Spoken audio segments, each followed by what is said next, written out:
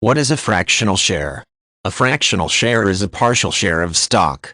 Fractional shares generally cannot be purchased on the stock market and are the result of activities like stock dividends and stock splits. Depending on a company's policies in regards to fractional shares, there are different methods for handling them when they arise. Typically, companies do not issue certificates for these types of shares. A classic situation where a fractional share can come up is in a stock split, where a company's stock is divided into smaller segments. Someone can end up with a half-third or some other fraction at the end of the split as a result of how the split is performed.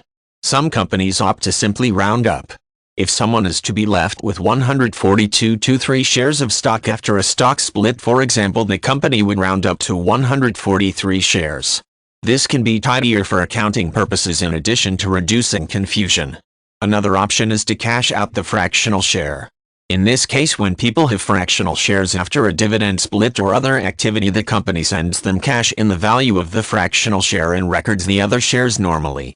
In the example above, if shares were valued at $9 per share, the shareholder would receive a payment of $6 in exchange for the 23 share and would be recorded as owning 142 shares of stock. In a stock dividend plan where people receive dividends in the form of more stock, people may be allowed to keep fractional shares and the shares will be added together over time. If someone needs to cash out, the shares will be dealt with by rounding or receiving cash from the company.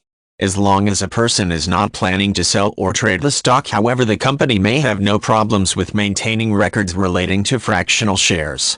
Accounting for fractional shares is important but can also be a nuisance, as it is difficult to keep track of remainders and oddments. Companies set policies for the handling of such shares in advance, so they will be prepared to take the appropriate steps when they come up. People who are not sure about how fractional share will be dealt with can ask a company for more information.